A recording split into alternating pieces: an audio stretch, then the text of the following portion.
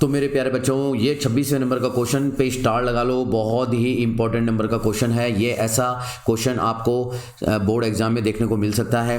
देखो इसमें क्या है, रैशनल और इरेशनल नंबर से है। इसमें बोल रहा है कि एक नंबर हमारे को फाइंड आउट कर रहा है, एक नंबर हमारे को दे रखा है, वो बोल रहा है कि इसे आपको इरेशनल नंबर प्रूफ करना है। कैसे इरेशनल नंबर प्रूफ करना है कि आपको एक फैक्ट पता है कि √3 जो है वो एक इरेशनल नंबर है। इस फैक्ट का यूज करके बताओ कि ये एक इरेशनल नंबर होगा या नहीं होगा। इस तरीके का कभी भी कोई क्वेश्चन आता है मेरे बच्चों तो आपको कॉन्ट्राडिक्शन मेथड का यूज करना है।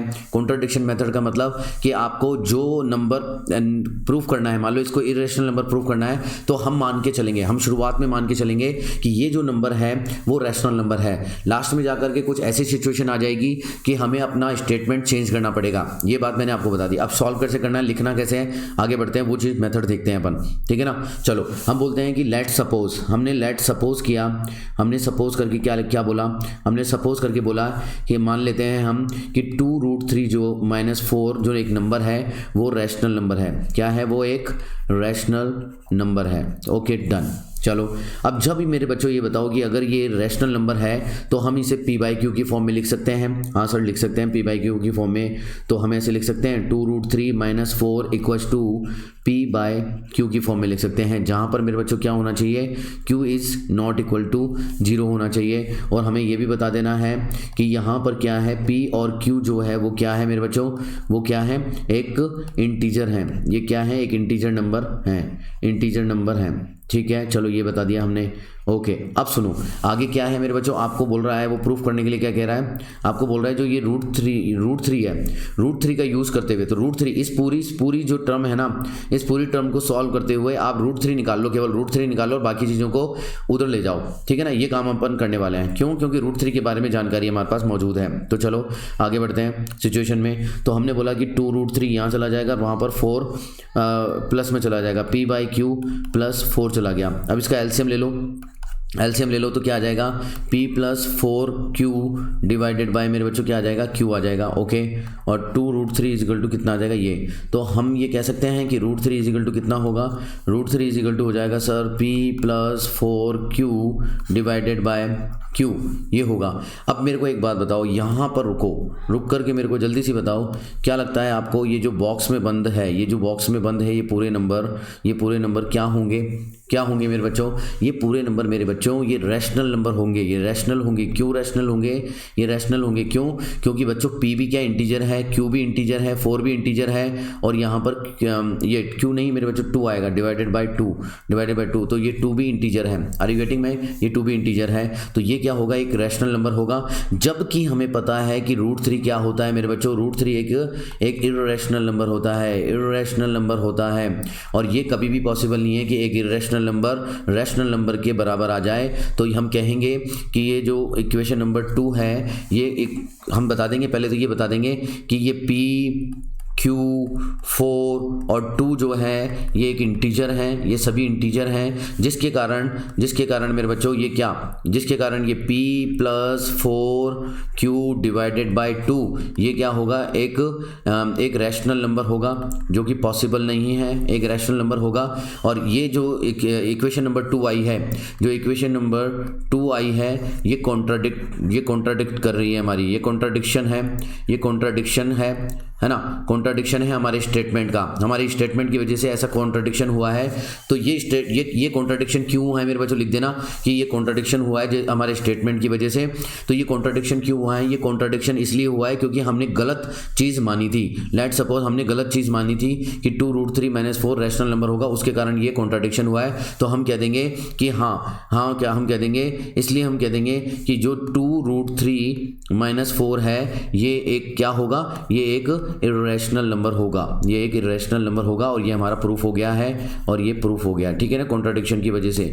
ओके तो चलो, अगर ये रैशनल नंबर नहीं होगा तो इर्रेशनल नंबर होगा। यहाँ तक समझ में आया। तो इस तरीके के क्वेश्चन को करने की अप्रोच क्या है, ये अप्रोच रहने वाली है, आप इसको दिमाग में अच्छे से डाल लेना, ठीक है। चलते हैं नेक्स्ट क्वेश्चन की तरफ, देखते हैं नेक्स्ट क्वेश्चन क्या कह रहा है। Okay come on. तो नेक्स्ट क्वेश्चन हमारे को 27वां नंबर दे रखा है। इस क्वेश्चन को स्टेटमेंट वाला क्वेश्चन है, केयरफुली करेंगे। देखो केयरफुली कैसे करते हैं, हमें बोल रखा है द सम ऑफ 2 नंबर्स, हमें 2 नंबरों का सम दे रखा है।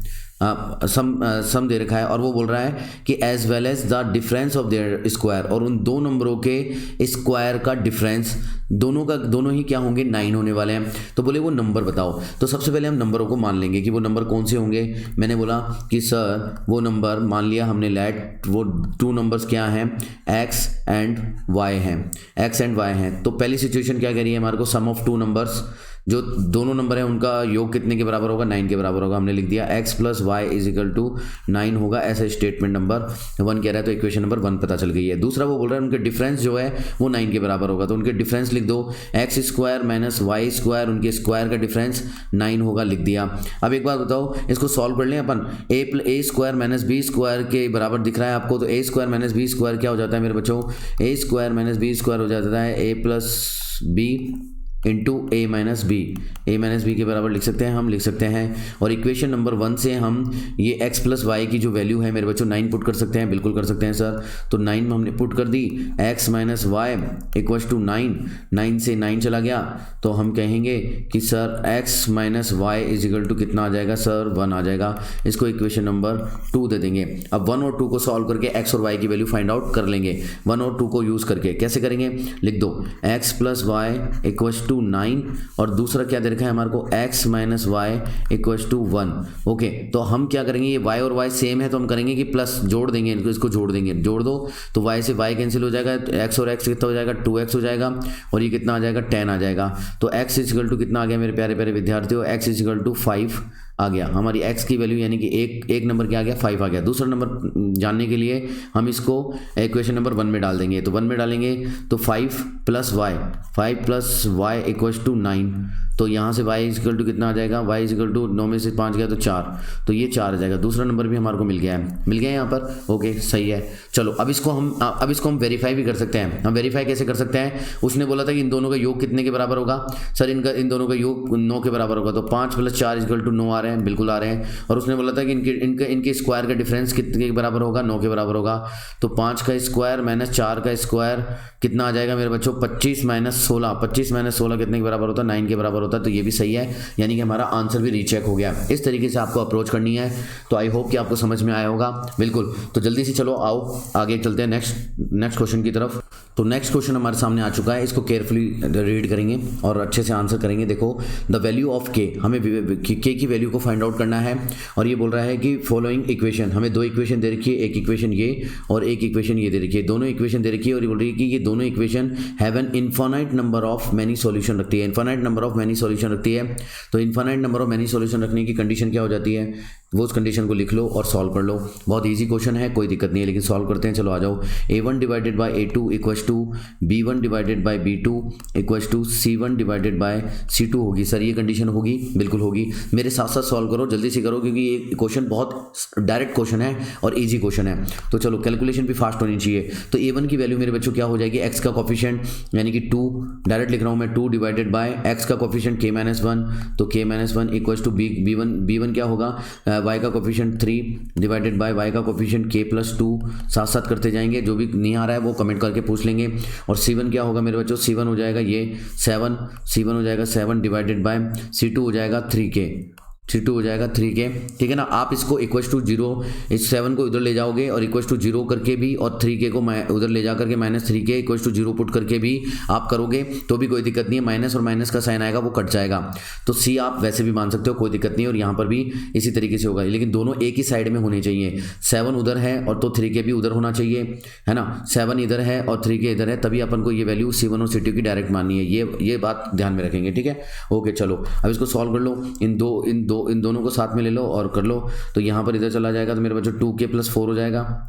2 इंटू डायरेक्ट नहीं करता हूँ मैं, कुछ बच्चों को समझ में नहीं आता। 2k+2 इक्वल टू ये और 3k-1, है ना, ठीक है। चलो अब जल्दी से बताओ ये कितना हो जाएगा, 2k+4 इक्वल्स टू 3k-3, ठीक है। चलो अब 3k, अगर 3k में से 2k गया तो 3k में से 2k गया तो क्या आ जाएगा, और ये 3 उधर चला गया तो 4 और 3 7, तो 7 आ जाएगा। तो k की वैल्यू कितनी आ गई मेरे बच्चों, k की वैल्यू 7 आ गई। यही हमें फाइंड आउट करनी थी। तो k की वैल्यू कितनी आ गई है, 7 आ गई है। तो हम कहेंगे कि k की वैल्यू कितनी है, 7 है। ओके कमान, ये हमारा आंसर हो जाएगा।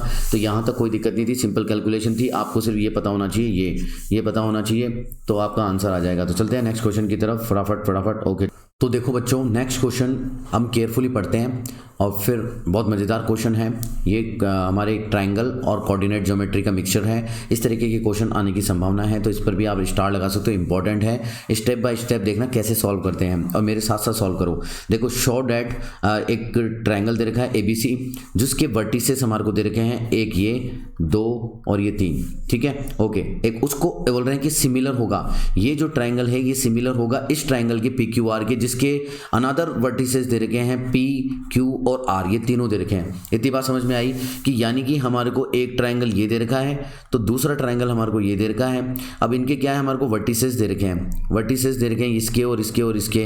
अब हमें सिमिलर कैसे प्रूव करते हैं, ये बताओ सिमिलर कैसे प्रूव करते हैं। सर सिमिलर प्रूव करते हैं सर हम जब उन तीनों की जो साइड्स हैं उनका जो रेशियो है, अगर हम बराबर प्रूफ कर दें, साइड पता हो, इनकी ट्रायंगल की साइड्स पता हो और उनके रेशियो को बराबर प्रूफ कर दें, तो हम कह सकते हैं कि सर वो दोनों ट्रायंगल कैसे होंगे, सिमिलर ट्रायंगल होंगे। अब इनकी साइड्स का पता कैसे लगाएं, जबकि ये तो वर्टिसेस हमारे को दे रखे हैं। तो हाँ मेरे बच्चों, ज्योमेट्री में पढ़ा है ना डिस्टेंस फॉर्मूला, कि जब आपको 2 कोऑर्डिनेट पता हो, 2 पॉइंट के कोऑर्डिनेट पता हो, तो उनके बीच की दूरी पता कर सकते हैं डिस्टेंस फॉर्मूले से। तो चलो आ जाओ, दो ट्रायंगल में बना देता हूँ आपको फटाफट। तो 2 ट्रायंगल बना दो। एक पहला ट्रायंगल क्या है, तो पहला ट्रायंगल हमारे को बोल रहा है कि सर ये ट्रायंगल है, और ये ट्रायंगल मान लेते हैं कौन सा है, ये ट्रायंगल है ABC। तो इसको नाम दे देता हूँ A B और ये C। तो A के कोऑर्डिनेट कितने दे रखे हैं हमारे को, सर A के कोऑर्डिनेट दे रखे हैं -2 और ये 0, -2 और 0 दे रखे हैं, ठीक है। B के कोऑर्डिनेट कितने दे रखे हैं, 2 0 कोऑर्डिनेट दे रखे हैं। C के कोऑर्डिनेट कितने दे रखे हैं सर, 0 और 2 कोऑर्डिनेट दे रखे हैं, ठीक है। इसी प्रकार हमारे पास एक और ट्रायंगल है, यहाँ बना देता हूँ मैं। इसी प्रकार हमारे पास एक और ट्रायंगल है जिसका नाम क्या है, जिसका नाम है PQR। तो ये P और ये Q और ये R। तो P के क्या है, P के सर -4 0 है, -4 0 P के हैं। Q के क्या है, 4 0, 4 और 0 4 0, और R के कितने हैं, 0 और 4 कोऑर्डिनेट है। इस तरीके से लिख लेना है और डिस्टेंस फार्मूला लगा लेना। डिस्टेंस फार्मूला में आपको लिख के बता देता हूँ। डिस्टेंस फार्मूला होता है मेरे बच्चों, आपको लिखना ही पड़ेगा, x2 - x1 का whole square plus y2 - y1 का होल स्क्वायर। ये होता है डिस्टेंस फार्मूला, ये सभी को याद होगा, बस लगा दो। अब देखो आ जाओ, अब यहाँ पर मैं इसका डिस्टेंस फार्मूला लगाता हूँ, यानी कि AB के लिए AB निकालना है मेरे को, मान लो तो AB निकालना है। तो AB = कितना हो जाएगा, रूट में कितना आ जाएगा, तो x2 - x1 बोल रहा है, मान लो इसको x2 मान लेते हैं अपन, इसको x2 मान लेते हैं। तो ये कितना हो जाएगा, 2 0, कितना दे रखा है ये, B की वैल्यू कितनी दे रखी है, 2 0। तो x यानी कि 2 में से 2 गया तो 4 आ गया, यानी कि 2 - 2 का होल स्क्वायर प्लस, और ये कितना आ जाएगा, y2 - y1 यानी कि 0 - 0, तो 0 - 0 का होल स्क्वायर। अब इसको सॉल्व करो, कितना आ जाएगा, अंदर कितना आ जाएगा, 2 और 2 4, 4 चौक 16, 16 का रूट कितना होता है मेरे बच्चों, डायरेक्ट लिख रहा हूँ 4 होता है। चलो ठीक है, और यहाँ पर AB आ गई। अब मैं BC निकाल लूँ, सर BC निकाल लो।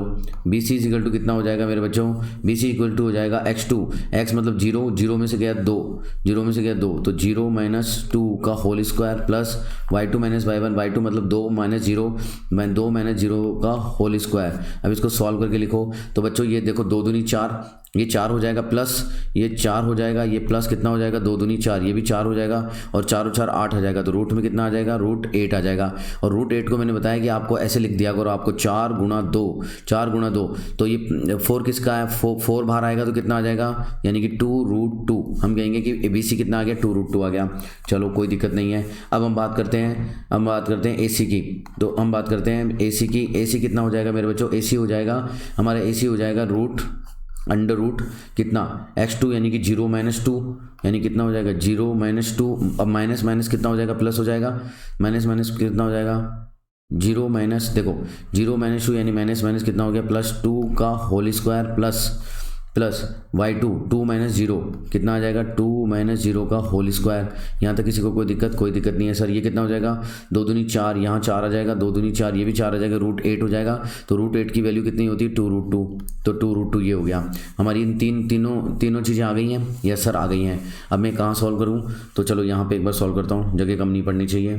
ठीक है चलो अब नेक्स्ट ट्रायंगल क्या कह रहा है मेरे बच्चों, नेक्स्ट ट्रायंगल है हमारा PQR। अब ऐसे ही PQ की वैल्यू निकाल लो सर। PQ की वैल्यू निकालेंगे तो रूट में कितना आ जाएगा सर, रूट में आ जाएगा माइनस, यहाँ से निकल लो कि x2 PQ is equal to मतलब x2 4 माइनस 4 कितना हो जाएगा मेरे बच्चों 4 माइनस 4 यानी प्लस का 4 का whole square, plus y2 minus y1 यानी कि 0 माइनस 0 कितना आ जाएगा 0 माइनस 0 का होल स्क्वायर, यानी कितना आ जाएगा मेरे प्यारे बच्चों, ये आ जाएगा 4 और 4 8 8 8 64, यहाँ पे 64 आ जाएगा। 64 का रूट कितना हो जाएगा 8 हो जाएगा कि नहीं हो जाएगा, क्योंकि 64 है तो 64 है, 64 का रूट अंडर रूट कितना होता है 8 होता है। ठीक है ओके।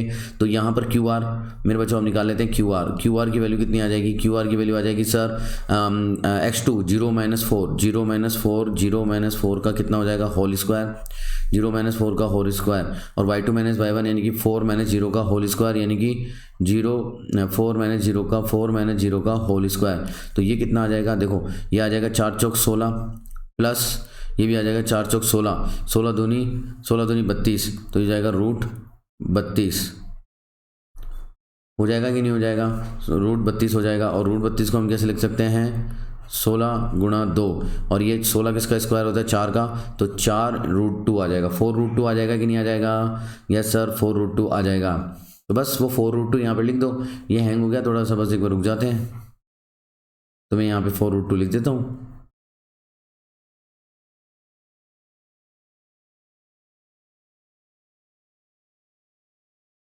यहाँ पे हो गया बच्चों ये 4 रूट 2, तो 4 रूट 2 हो गया। इसी तरह हम क्या निकालने वाले हैं,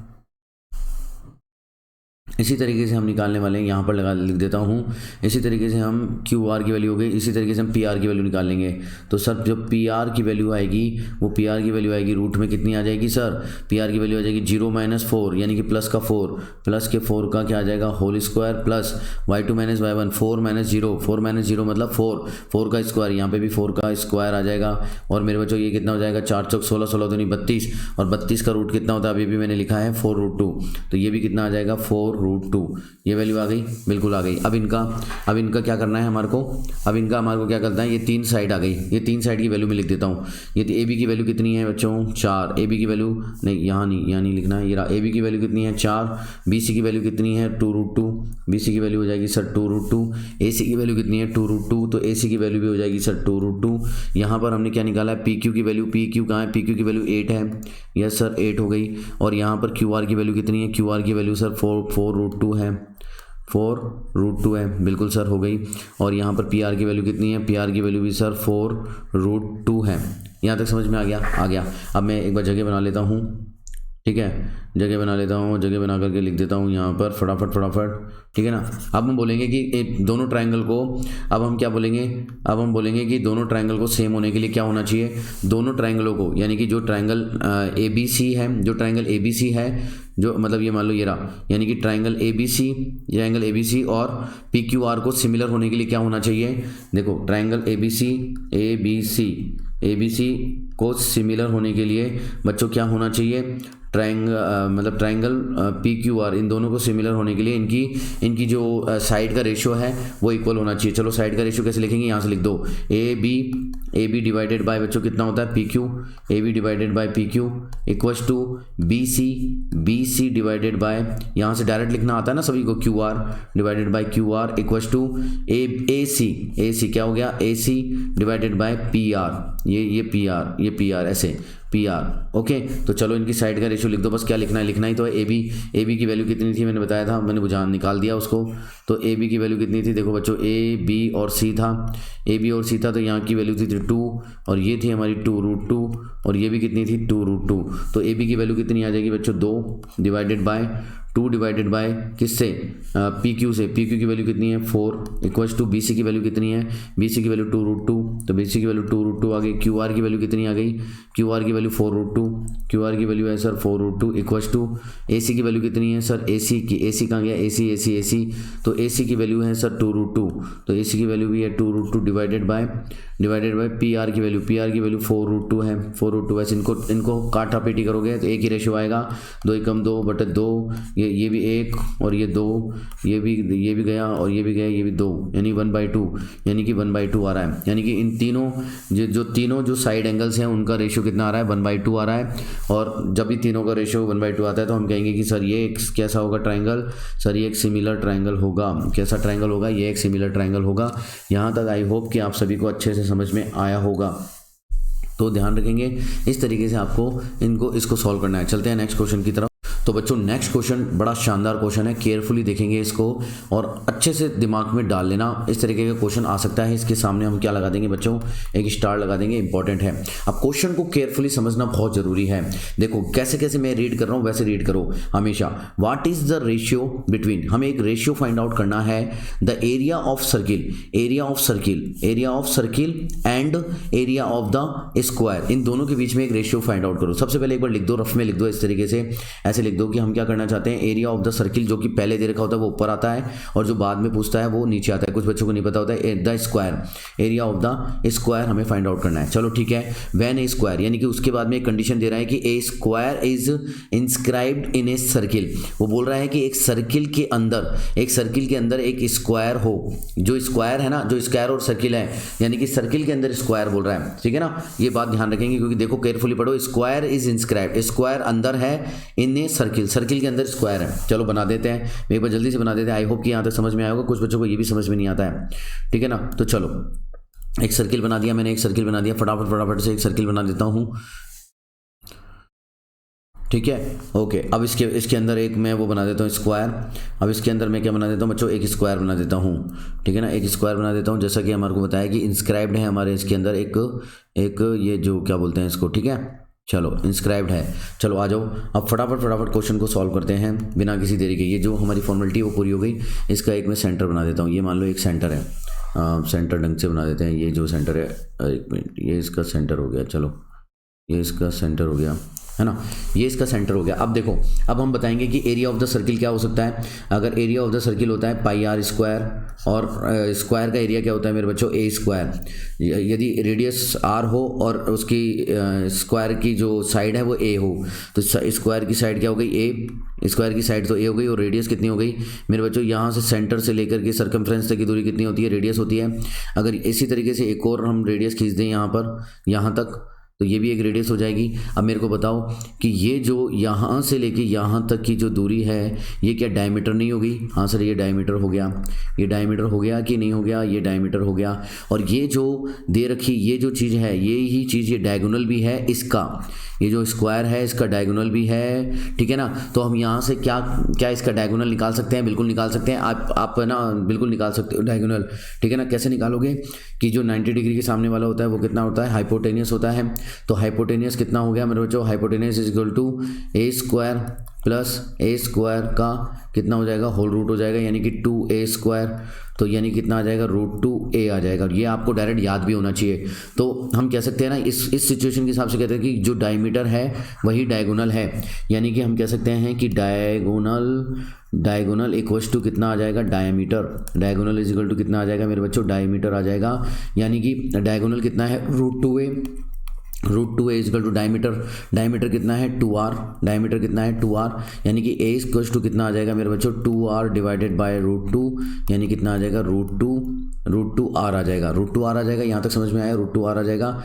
तो चलो अब ये जो a की वैल्यू है यहाँ पर पुट कर देते हैं इस वाले फॉर्मूले में। तो pi r square divided by a की वैल्यू यहाँ पर पुट करेंगे तो कितनी आ जाएगी, √2r आ जाएगी। एक बार काटा पीटी करो, r से r गया और r से r गया और क्या आ जाएगा, सॉरी नहीं, ए की जगह पुट करना है ना, तो √2, तो एक मिनट, √2 का स्क्वायर हो जाएगा मेरे बच्चों, इसका स्क्वायर हो जाएगा, ठीक है ना। ओके कम ऑन, अब आगे बढ़ते हैं। पाई आर स्क्वायर, क्योंकि ए स्क्वायर दे रखा है इसलिए स्क्वायर हो गया, pi r square divided by 2r square. तो r स्क्वायर से r स्क्वायर कट गया तो कितना आ गया, पाई बाय 2 आ गया। यानी कि इन दोनों का रेशियो कितना आ गया, एरिया ऑफ द सर्किल का रेशियो होगा कितना, पाई रेशियो 2 होगा। ये हमारा आंसर हो जाएगा। इतना इजी आंसर है। बस इसके अंदर एक कैच था मेरे बच्चों, इसके अंदर कैच क्या था, सिर्फ और सिर्फ एक कैच था। वो कैच क्या था कि इस इंस्क्राइब, जब भी इंस्क्राइब्ड होता है ना, जब भी सर्किल के अंदर जो हमारा स्क्वायर है वो इंस्क्राइब्ड होता है, तो हमेशा याद रखें कि डायगोनल, जो डायगोनल है वो डायमीटर के बराबर हो जाएगा। बस उसे पुट करना है और एक की वैल्यू हमने आर की टर्म में ले ली और इसमें पुट कर दिया। इसके बाद में हमारा रेशियो आ गया, पाई रेशियो 2 आ गया। आई होप कि ये क्वेश्चन आपको समझ में आ गया होगा। फिर भी प्रॉब्लम आ रही है तो नीचे कमेंट बॉक्स में कमेंट करके पूछ लेना। इसमें समझने लायक और कुछ नहीं था, मैंने अच्छे से समझा दिया है। चलते हैं नेक्स्ट क्वेश्चन की तरफ। तो नेक्स्ट क्वेश्चन हमारे सामने आ गया है। तो नेक्स्ट क्वेश्चन हमारा क्या है मेरे बच्चों, केयरफुली पढ़ेंगे। If sum and product of quadratic polynomial हमारे को दे रखा है -2 और +2 और -8 दे रखा है, ठीक है ना। Then find the quadratic polynomial हमें फाइंड आउट करना है। क्वाड्रेटिक पॉलिनोमियल फाइंड आउट करने की इक्वेशन क्या होती है वो याद होनी चाहिए आपको, ठीक है। और उनके जीरोस को फाइंड आउट करो, यानी एक्स की वैल्यू को निकालना है हमारे को। ये तो हमारा क्वेश्चन कहता है। अब क्वेश्चन को सॉल्व कैसे करेंगे, जल्दी से आ जाओ, फटाफट जल्दी से आ जाओ। हम सबसे पहले क्या मानेंगे, लेट उसके रूट्स क्या हैं मेरे बच्चों, अल्फ़ा और बीटा हैं। तो चलो, तो उनका सम कितना होगा, ये सम हमारे को दे रखा है 2 दे रखा है। और उनका प्रोडक्ट कितना होगा मेरे बच्चों, उनका प्रोडक्ट होगा -8। ये यहाँ तक हमने लिख लिया है, ठीक है ना। ये 2 चीज़ हमारे को पता है। अब हमारे को बताओ, ये बोल रहा है कि क्वाड्रेटिक पॉलिनोमियल निकालो।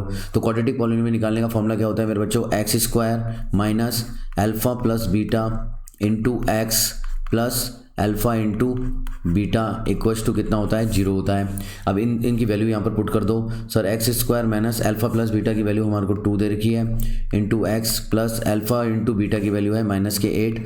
तो -8 इक्वल्स टू हमने पुट कर दिया 0, पुट कर दिया। ओके, चलो पुट कर दिया। आगे सॉल्व करो फटाफट। सर x² ये हो जाएगा -2x और ये हो जाएगा -8 इक्वल्स टू 0। ये हमारा पॉलिनोमियल हो गया है, ये पॉलिनोमियल हो गया, ये आंसर हो गया है। अब इसको सॉल्व भी करना है। अब इसको सॉल्व कैसे करेंगे, मिडिल स्प्लिटिंग मेथड का यूज़ करके सॉल्व करते हैं। देखो, मिडिल स्प्लिटिंग मेथड में क्या होता है कि इसको इससे मल्टीप्लाई करते हैं तो -8 आएगा। 1 को 8 से मल्टीप्लाई करेंगे -8 आएगा, है ना। -8 का x² आएगा। अब सुनो, अब क्या करना चाहिए, अब हमारे को इस तरीके से इसको फैक्टर करना चाहिए कि इसके जो मल्टीप्लिकेशन है, उसके जो मल्टीप्लिकेशन है उनका तो वो तो -8 आ जाए और उसको घटाने पर कितना आ जाए, -2 आ जाए। तो मुझे क्या लगता है 8 के क्या होने चाहिए, 4 और 2 होने चाहिए, 4 और 2 होने चाहिए। लेकिन यहाँ पर माइनस आ रहा है, यानी कि इनके साइन चेंजेस होंगे, यानी कि एक प्लस होगा और एक माइनस होगा।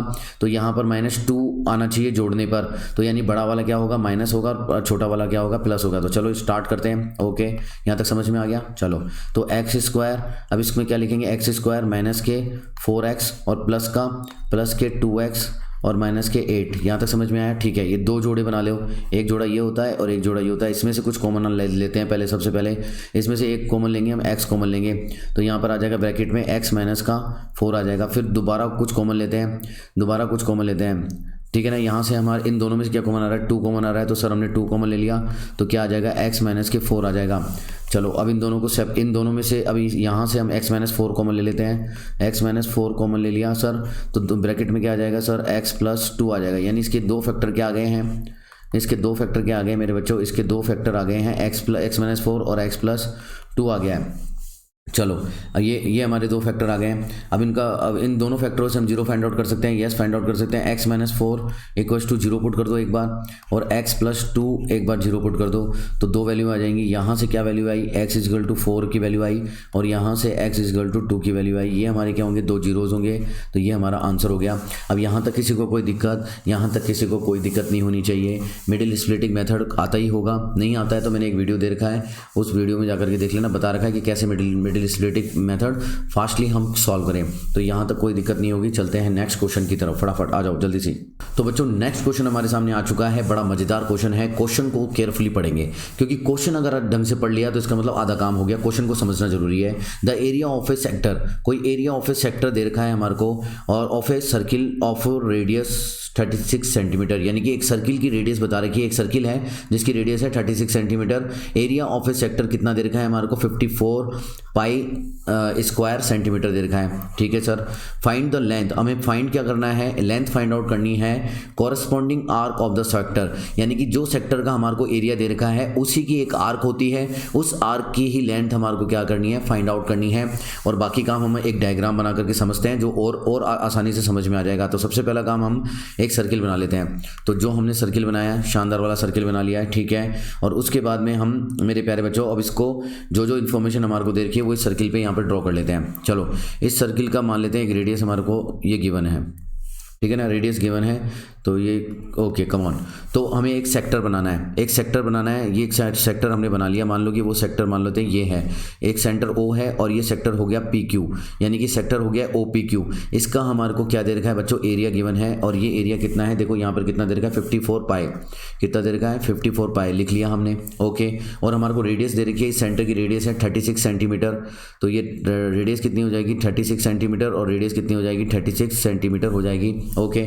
तो सर फाइंड आउट क्या करना है, तो वो फाइंड आउट भी देख लो मेरे बच्चों। ये देखो, ये जो सेक्टर है उसकी एक आर्क है। आर्क क्या है मेरे बच्चों, ये रेड वाला यानी पी क्यू ही आर्क है। इसकी लेंथ अपन को बतानी है, यानी कि हमें क्या बताना है मेरे प्यारे बच्चों, पी क्यू को फाइंड आउट करना है। हमें क्या करना है, पी क्यू को फाइंड आउट करना है, बस। अब इसके बाद क्या करना है, अब इसके बाद कुछ भी नहीं करना है, कैलकुलेशन का काम है। यानी कि इस चैप्टर के दोनों फॉर्मूले कौन कौन से हैं, एरिया ऑफ द सेक्टर का फॉर्मूला आपको पता होना चाहिए, वो हमारे को गिवन है 54 पाई। तो यहाँ से क्या आएगा, सबसे पहले थीटा की वैल्यू आएगी। अब ये थीटा की वैल्यू आने के बाद में हम क्या करेंगे, arc of length of the arc का फॉर्मूला लगाएंगे और उसमें थीटा की वैल्यू पुट करेंगे, रेडियस की वैल्यू पुट करेंगे, तो हमें लेंथ ऑफ द आर्क आ जाएगी। तो चलो इस काम को करते हैं, नेक काम में देरी क्या। तो चलो पहली सिचुएशन, पहला हम लगाते हैं एरिया ऑफ द, तो पहला हम लगाते हैं एरिया ऑफ द सेक्टर। क्या लगाते हैं, एरिया ऑफ सेक्टर। यहाँ से निकालते हैं थीटा की वैल्यू। एरिया ऑफ सेक्टर हमारे को कितना गिवन है, 54 पाई। अब हमने समझ लिया, बस कैलकुलेशन पे ध्यान देंगे। एरिया ऑफ सेक्टर कितना होता है, theta divided by 36 degree into pi r square. R कितना है, डायरेक्ट पुट कर रहा हूँ मैं, 36 है, आर 36 है सर, इंटू 36 है, इक्वल्स टू कितना हो जाएगा मेरे बच्चों, 54 पाई होने वाला है। अब इसको एक बार केयरफुली काटापीटी करेंगे। चलो काटापीटी करते हैं, ओके। चलो काटापीटी करने के लिए क्या करेंगे, पहले तो सबसे पहले 36 से इसको डिवाइड करेंगे तो 10 आएगा, आ गया सर।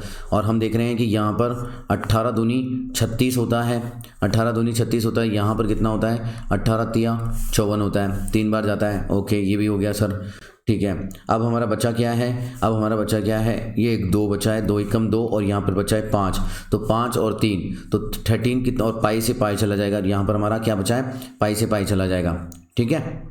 तो पाई से पाई चला जाएगा, तो हमारे क्या हो जाएगा, 5 इधर चला जाएगा, 5 थी 15, यानी कि थीटा की वैल्यू कितनी आ जाएगी, 15 डिग्री थीटा की वैल्यू आ जाएगी, ओके। चलो अब क्वेश्चन, अब हमारा सेकंड फॉर्मूला क्या लगाएंगे, लेंथ ऑफ द आर्क, लिख देंगे length of the arc is equal to कितना होता है मेरे बच्चों, फॉर्मूला क्या होता है, फॉर्मूला कितना होता है मेरे बच्चों, होता है theta divided bye 360 degree into 2 पाई और आर की वैल्यू कितनी दे रखी है हमारे को, 36 पाई 36 दे रखी है। ये हमारे को लेंथ निकालनी है, ये लेंथ हमारे को निकालनी है, ठीक है। चलो फाइंड आउट करते हैं मेरे प्यारे प्यारे बच्चों। थीटा की वैल्यू पुट कर दो यहाँ पर, 15 divided by 360 degree into 2 into pi into 36। और ध्यान रखेंगे पाई की वैल्यू पुट नहीं करनी है, क्योंकि हमारे को 54 पाई पहले से दे रखा है, पाई क्वेश्चन में दे रखा है, तो क्वेश्चन में हमारे को दे सकता है, तो हम आंसर में भी छोड़ सकते हैं। ये वाली बात को ध्यान रखेंगे। तो चलो इसको सॉल्व करो। इसको सॉल्व करेंगे तो कैसे आएगा, तो 36 1 जा 36 यहाँ पर हो जाएगा 10, ओके।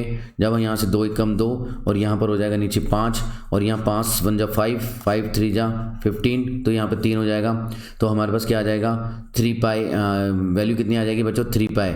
यानी कि हम कहेंगे कि उस आर्क की लेंथ कितनी है, 3 पाई लेंथ है, और 3 पाई क्या है, सेंटीमीटर दे रखिए। तो ये लिखना ना भूले, 3 पाई सेंटीमीटर इज ए आंसर, ये आंसर होगा। यहाँ पर आपको ये बात समझ में आ गई होगी कि बहुत ईजी है, मज़ा आ गया, ठीक है ना। बस फॉर्मूले याद होनी चाहिए आपको थोड़े से, और बस कंसेप्चुअल क्लैरिटी हो गई है। तो चलते हैं नेक्स्ट क्वेश्चन की तरफ, ओके। चलो आ जाओ। तो बच्चों नेक्स्ट क्वेश्चन हमारे पास क्या है, मीन का क्वेश्चन है। मीन का क्वेश्चन है और मीन के क्वेश्चन को केयरफुली अपन देखेंगे। आप लोग घबरा जाते हो कुछ बच्चे, लेकिन बहुत इजी क्वेश्चन होता है, फ्री के मार्क्स होते हैं। देखो अब मीन के बारे में यहाँ पर एक पहली चीज़ बता रहा हूँ मैं आपको। यहाँ पर जो टेबल दे रखी है वो सिंपल टेबल नहीं है, यहाँ पर बिलो वाली टेबल दे रखी है। जब भी बिलो वाली टेबल देते हैं इसका मतलब ये इंटरवल में नहीं होती है, हमें इंटरवल निकालना होता है इसके द्वारा। पहली बात तो ये, यानी कि ये क्लास इंटरवल नहीं है, इससे क्लास इंटरवल को निकालना है, यानी कि मॉडिफाइड करेंगे। कैसे करेंगे वो बाद में बात करते हैं। दूसरी बात जो नीचे दे रखी है, कुछ बच्चे इसको फ्रीक्वेंसी समझ लेते हैं, नंबर ऑफ स्टूडेंट जो दे हैं ये इसको फ्रीक्वेंसी समझ लेते हैं और फ्रीक्वेंसी समझ के करके आ जाते हैं। तो ये फ्रीक्वेंसी नहीं होती है। बिलो वाली टेबल इस तरीके से जो होती है ये फ्रीक्वेंसी ना होकर के मेरे बच्चों क्या होती है, ये क्यूमुलेटिव फ्रीक्वेंसी होती है। ये क्या होती है, क्यूमुलेटिव फ्रीक्वेंसी होती है। तो सबसे पहला काम क्या होगा आपका, सबसे पहला काम होगा क्यूमुलेटिव फ्रीक्वेंसी से आपको फ्रीक्वेंसी निकालनी है। पहली बात समझ में आई? चलो आ जाओ। तो सबसे पहला काम ये करो, देखो अपनी स्टेप्स को इजी करने का तरीका बता रहा हूँ, कैसे करना है। करते चले जाओगे ना इजी, तो आपको बता देगा फ्री के मार्क्स हैं और इसमें कैलकुलेशन भी कुछ ज़्यादा नहीं होती है, ठीक है ना। चलो आओ अब हम देखेंगे। अब मैं यहाँ पर इसे लिख देता हूँ, ठीक है। अब हम देखेंगे मेरे प्यारे बच्चों कि क्यूमुलेटिव फ्रीक्वेंसी से फ्रीक्वेंसी कैसे निकालते हैं। तो पीछे से माइनस करना स्टार्ट करो, यहाँ पीछे से माइनस करना स्टार्ट करो। तो 115 यानी कि 115 में से 109 गया तो कितने आ जाएंगे मेरे बच्चों, 9 6 15, 6 आ गए। 109 में से 4 गया बच्चों, कितने आ जाएंगे, 5 आ जाएंगे। और 104 में से 97 गए तो कितने आ जाएंगे, 7 आ जाएंगे। 7 से 14 बिल्कुल। 97 में से 86 गए, 97 में से 86 तो कितने आ जाएंगे बच्चों, 11 आ जाएंगे। बिल्कुल आ जाएंगे, 11 आ जाएंगे। आएंगे कि नहीं आएंगे, बिल्कुल। तो 86 में से 70 आएंगे, तो 70 गए तो कितने आ जाएंगे, 16 आ जाएंगे। और ये चीज़ मेरे साथ साथ कर लो सॉल्व, मेरे साथ साथ सॉल्व कर लो। जैसे जैसे मेरे साथ साथ सॉल्व करोगे तो आपको कॉन्फिडेंस आ जाएगा। तो एक क्वेश्चन को अच्छी तरीके से सॉल्व कर लोगे तो परीक्षा में कोई दिक्कत नहीं आने वाली और फ्री के मार्क्स मिलेंगे और जल्दी भी कर लोगे। तो 86 में से 70 गए तो 16, तो 70 में से 50 गए तो कितना आ जाएगा मेरे बच्चों, 70 में से 50 गए तो 20 आ जाएगा, है ना। Okay done. और 50 में से 35 गए तो कितना आ जाएगा बच्चों, 15 आ जाएगा, है ना। 15 आ जाएगा, 5 40 50, हाँ। 35 में से 12 गए तो कितना आ जाएगा, 35 में से 12 गए तो 13 आ जाएगा, 13 आ जाएगा। यानी कि कितना हो जाएगा मेरे बच्चों, 35 हो जाएगा। 22 में से 12 गए तो कितना आ जाएगा, 10 आ जाएगा। ओके ठीक है, 22 में से 12 गए तो 10 आ जाएगा और ये 12 का 12 ऐसे कैसे हो जाएगा। इसी को क्या कहेंगे हम, FI, यानी फ्रीक्वेंसी, हमारी फ्रीक्वेंसी ये आ गई है।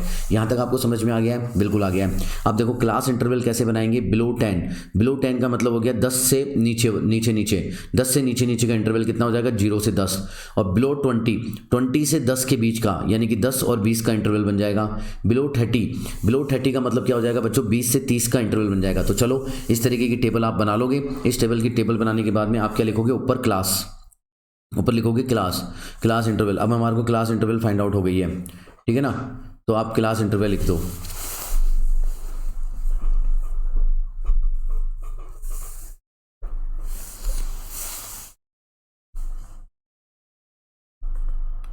चलो यहाँ पर लिख दो मेरे बच्चों, यहाँ पर क्या लिख दोगे, क्लास।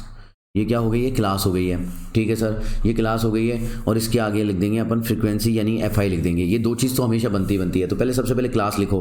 क्लास क्या हो जाएगी सर, 0 से 10 की क्लास हो जाएगी एक, फिर 10 से 20 की क्लास हो जाएगी। बस इस तरीके से लिख दो।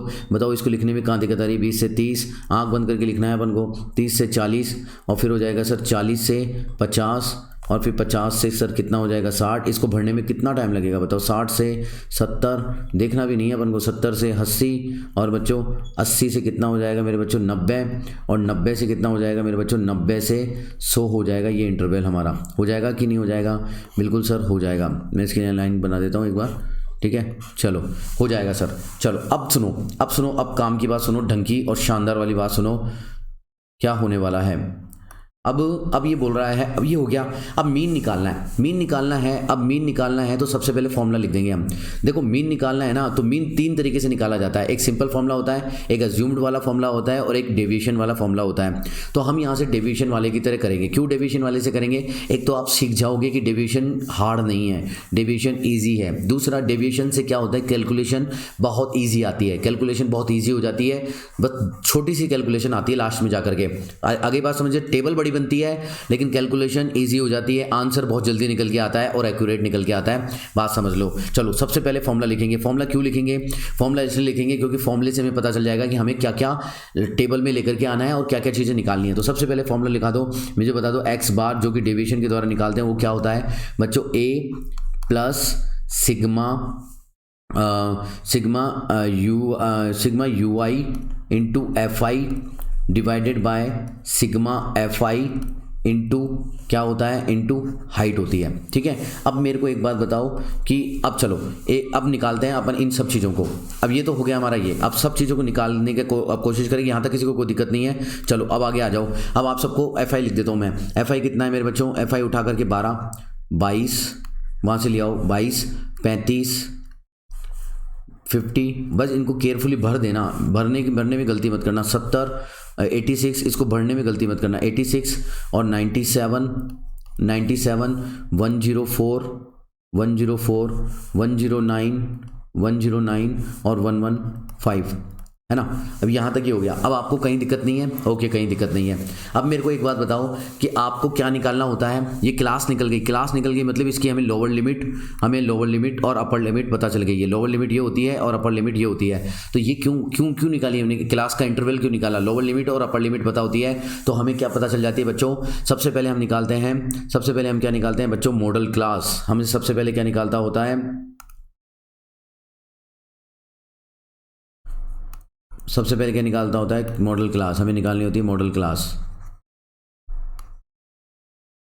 निकालनी होती है। मॉडल क्लास क्या होती है मेरे बच्चों, एक्स आई होती है। और एक्स आई क्या होती है, लोअर लिमिट और अपर लिमिट दोनों को जोड़ करके भाग लगा दो। लोअर लिमिट और अपर लिमिट को दोनों को जोड़ के भाग लगा दो, यानी 10 + 0 डिवाइडेड बाई 2 कितना हो जाएगा, 10 + 0 डिवाइडेड बाई 2 कितना हो जाएगा, जल्दी बताओ मेरे को कितना हो जाएगा।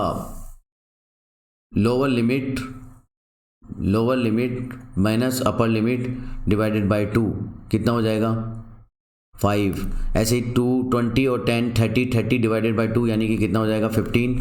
ऐसे 30 डिवाइडेड बाय 30 + 20 यानी कि कितना हो जाएगा बच्चों, 30 + 20 50 का डिवाइडेड बाय 2 कितना हो जाएगा, 25। अब ये बता देता हूँ, जब 2 3 निकाल लेते हो ना, इनमें जो डिफरेंस आता है वही डिफरेंस आता है। देखो 5 और 10 15, 15 और 10 25, 25 और 10 35। अब इसमें कुछ करना नहीं, 10 जोड़ते चलो। ये 45, ये 45 के बाद में कितना हो जाएगा, 55, 55 और 10 कितना हो जाएगा, 65, 65 10 75, 75 10 85 और 85 और 10 95। तो ये हमारी एक्स आई आ गई, यहाँ तक कोई दिक्कत नहीं है सर। अब क्या करते हैं, जो हमारी ये जो मॉडल क्लास होती है ना, इस मॉडल क्लास में हम किसी को भी हम मीन अज्यूम कर लेते हैं, है ना। वो अज्यूम मीन ही क्या होता है, ये ए होता है। ए की वैल्यू क्या होती है, अज्यूम मीन होता है। ठीक है ना, यहाँ से हमें अज्यूम कर लेते हैं। अब अज्यूम करोगे कैसे कि इसके बीच की वैल्यू, इसकी कोई सी भी बीच की वैल्यू, देखो ये 10 वैल्यू है टोटल, 1 2 3 4 5 6 7 8 10 वैल्यू है। गिन लो एक बार ढंग से कि ये 10 वैल्यू है सर, 1 2 3 4 5 6 10। तो ऊपर की 4 छोड़ दो, और नीचे की 4 छोड़ दो, 1 2 3 4, ये नीचे की 4 छोड़ दो। बची बीच की कितनी, बची बीच की कितनी, 45 और 55। तो कोई सी भी ले सकते हो आप, 45 ले लो, 55 ले लो, कोई सी भी ले सकते हो। मैं यहाँ पर 55 ले लेता हूँ। 55 को मैं क्या मान लेता हूँ, a = 5, यानी कि a की वैल्यू कितनी आ गई है मेरे पास, ए की वैल्यू कितनी आ गई मेरे बच्चों, ए की वैल्यू 5 आ चुकी है यहाँ पर, कोई दिक्कत नहीं है। और आप सबको पता है कि अगर ए की वैल्यू 5 आ गई है तो हम डेविएशन निकाल सकते हैं। क्या निकाल सकते हैं, डेविएशन निकाल सकते हैं। तो डेविएशन क्या होता है, d = कितना होता है, d = कितना होता है, xi माइनस a होता है। डेविएशन कितना होता है, xi माइनस a है, यानी कि इस xi में से a की माइनस कर दो, यानी 55 को माइनस कर दो। यानी 5 में से 55 माइनस करेंगे तो xi क्या है, 5 में से 55 माइनस करेंगे तो कितना आ जाएगा, 5 में से 55 माइनस करेंगे तो माइनस के 50 आ गया। अब 15 में से 55 माइनस करो, है ना, कहाँ गया, 15 में से 55 माइनस करा तो कितने आ जाएंगे, 45 आ जाएंगे, नहीं 40 आ जाएगा, 40 आ जाएगा, और वो भी क्या आएगा, माइनस का आ जाएगा। ठीक है, अब 25 में से 55 माइनस करो, तो कितना आ जाएगा, 30 आ जाएगा।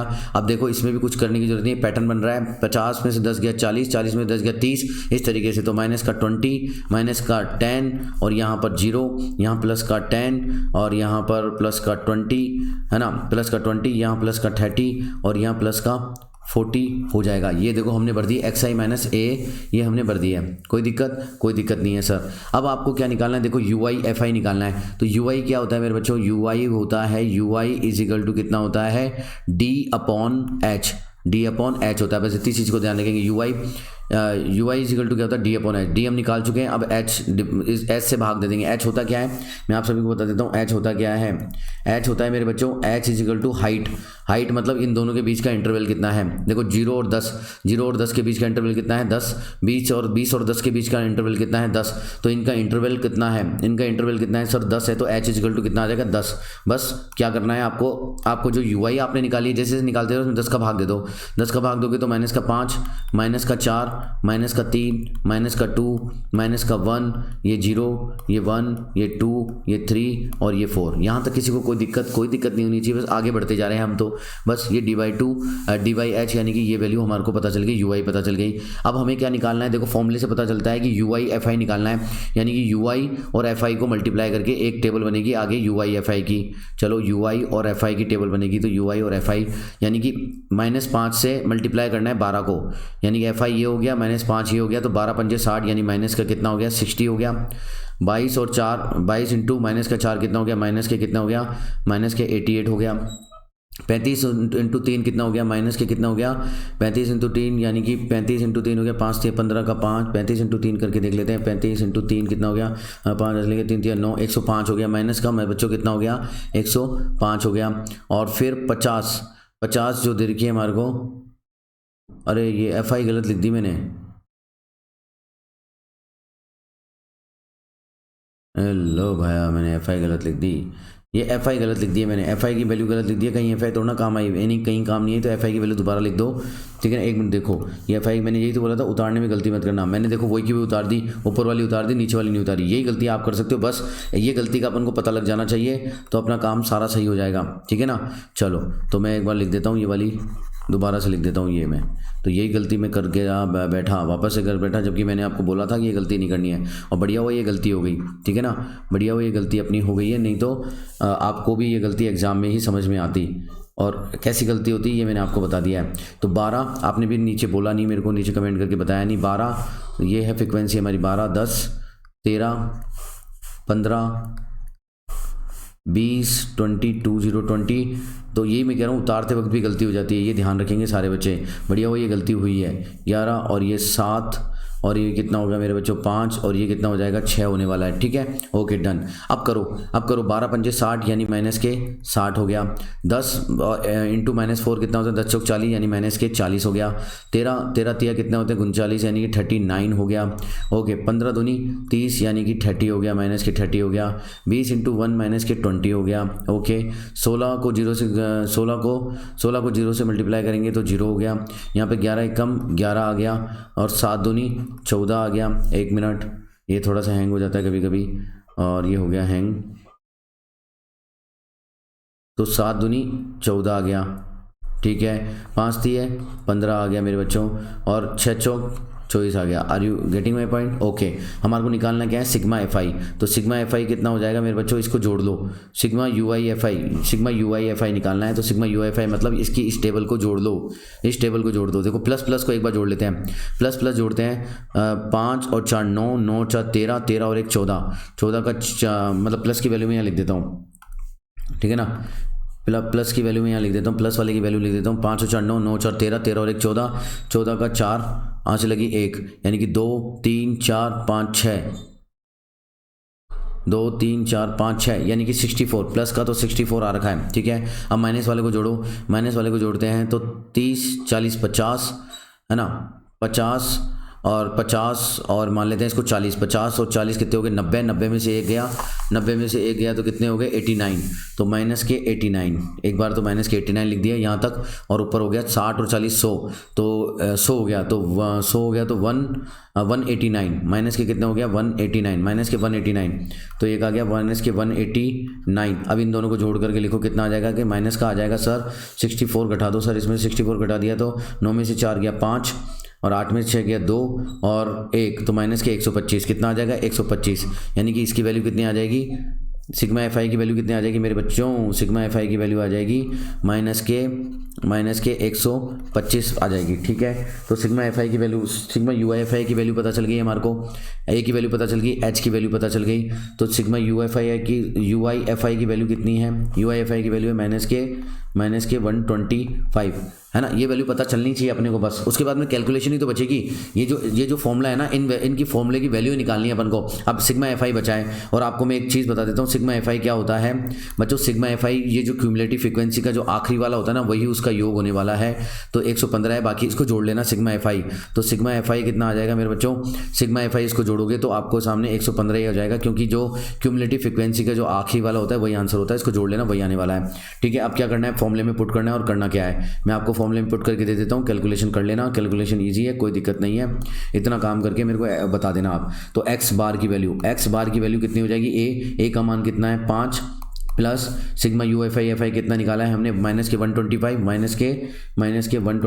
माइनस के 125, ठीक है, इंटू एच कितना है मेरे बच्चों 10, तो 10 हो गया, डिवाइडेड बाय कितना आएगा सिग्मा एफ आई कितना है मेरे बच्चों, सिग्मा एफ आई है 115, तो 115, तो ये 115 हो गया। बस अब करना क्या है, अब इसको सॉल्व करना है आपको। इसको सॉल्व करके मेरे को बताना कि क्या आंसर आ रहा है, नीचे कमेंट बॉक्स में कमेंट करके बताना। सिर्फ इतनी सी चीज़ आपको अब सॉल्व करनी है, ये कुछ भी नहीं है, सबसे ईजी है आपको। ये सॉरी 5 नहीं है, ए की वैल्यू 55 है, ए की वैल्यू 55 है मेरे बच्चों। ये देखो उतारने में गलती करते हैं, ए की वैल्यू 55 है, तो यहाँ पे भी क्या हो जाएगा बच्चों 55 हो जाएगा, 55 प्लस माइनस ये हो जाएगा। ठीक है ना, आगे बात समझ में। इसको सॉल्व करके बताना, कमेंट बॉक्स में आंसर बता देना, ओके। और थम्स अप दे देना मेरे को, जरूर से कमेंट करना और सब्सक्राइब भी कर देना अगर पसंद आ रहा हो तो। मज़ेदार क्वेश्चन है ये। चलते हैं नेक्स्ट क्वेश्चन की तरफ, ओके चलो। तो बच्चों नेक्स्ट क्वेश्चन आपके सामने है प्रूफ वाला क्वेश्चन, जो कि बहुत शानदार क्वेश्चन होता है, ट्रिग्नोमेट्री का है। इसमें बता रखा है कि tan Q plus sine q is equal to m है, और tan q minus sine q is equal to n है। तो प्रूफ करो, ये जो LHS में दे रखा है m square minus n square equal होगा 4 इंटू रूट एम एन। ये एक्चुअली मिसप्रिंट है, ये m square minus n square है, और ये 4 इंटू रूट एम एन है।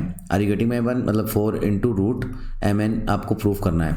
तो एक बार LHS लेकर के मैं आपको प्रूफ करूंगा, फिर एक बार LHS में कुछ वैल्यू आकर के रह जाएगी, फिर उसके बाद में RHS लेंगे और RHS से कुछ चीज़ को फॉलो करेंगे अपन, है ना। इस तरीके से करने वाले हैं अपन। चलो अब सॉल्व करते हैं बिना किसी देरी के। ये चीज़ बहुत बड़ी ईजी है और आपको बड़ा आसानी से मज़ा आएगा। देखो सबसे पहले मैं ले लेता हूँ LHS ले लेता हूँ। LHS इज इक्वल टू क्या है मेरे पास, m square minus n square है सर, ठीक है। तो m की वैल्यू क्या दे रखी है हमारे को, n की वैल्यू दे रखी है हमारे को, दे रखी है tan Q plus sine q की वैल्यू दे रखी है, तो इसको होल स्क्वायर में लिख देंगे। माइनस n स्क्वायर की वैल्यू कितनी दे रखी है, tan q minus sine Q का होल स्क्वायर हमारे को दे रखा है, ये n है, कोई दिक्कत नहीं। अब इसको एक बार खोल लो, अब इसको एक बार खोल लेते हैं। अब हमारे को पता है कि ये a प्लस बी का होल स्क्वायर है, तो a प्लस बी का होल स्क्वायर कैसे खोलते हैं, हम खोलते हैं tan square q a square plus b square a square plus b square plus 2ab, तो 2 into tan q, 2a into tan q into sine q, ये यहाँ तक आ गया, कोई दिक्कत नहीं है। अब माइनस है, तो अब एक बात बताओ, इसके अंदर माइनस है तो हम यहाँ लगा देते हैं, तो इसको भी खोलो। तो tan square q a square plus b square, a minus b के होल स्क्वायर को खोल रहा हूँ। a माइनस बी का होल स्क्वायर क्या होता है, a square plus b square minus 2ab, तो साइन क्यू का स्क्वायर माइनस 2ab कितना हो जाएगा, 2ab मतलब tan क्यू और इंटू साइन क्यू होने वाला है, ठीक है। चलो ये साइन क्यू हो गया है,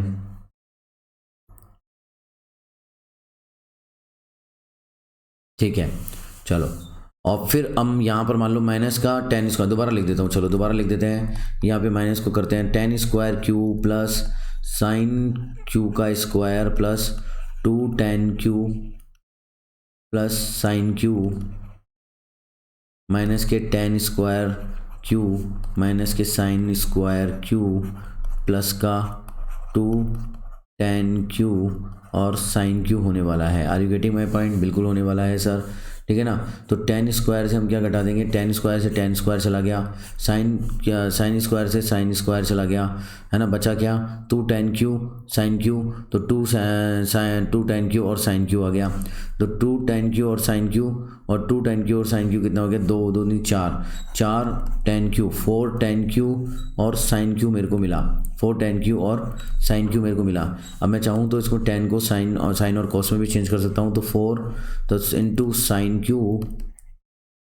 sign Q divided by cos Q, यानी कि मेरे पास LHS क्या आ गया मेरे बच्चों, मेरे पास LHS क्या आ गया, M square minus N square is equal to कितना हो गया मेरे बच्चों, 4 sine square Q upon divided by cos Q आ चुका है। ये भी हमारा फॉर्मूला हो गया, ठीक है। अब हम RHS लेकर के प्रूफ करेंगे। हम क्या लेकिन प्रूफ करेंगे, RHS लेकर के प्रूफ करेंगे। और RHS क्या है, RHS हमारा है 4 रूट एम एन। तो मैं कहाँ पे लिख दूँ, तो मैं यहाँ पे लिख देता हूँ, नेक्स्ट पेज ले लेता हूँ, यहाँ पे लिख देता हूँ कि RHS बराबर क्या है मेरे बच्चों, RHS बराबर हमारे पास है 4 रूट एम एन है, ठीक है। तो 4 और रूट एम एन में क्या है हमारे पास, tan क्यू, हमारे पास m और n की वैल्यू क्या है, tan Q plus sine q, tan q minus sine q. तो tan Q plus sine q into tan q minus sine q. Are you getting my point? बिल्कुल सही बात है सर, ओके। चलो आगे आओ 4। अब ये बताओ a प्लस बी और a माइनस बी लग रहा है नहीं लग रहा? बिल्कुल सर लग रहा है। तो लिख दो a square minus b square, यानी कि tan square Q minus sine square q. बिल्कुल लग रहा है सर, बिल्कुल सही बात है, ओके। चलो अब आपको क्या लगता है कि क्या करना चाहिए?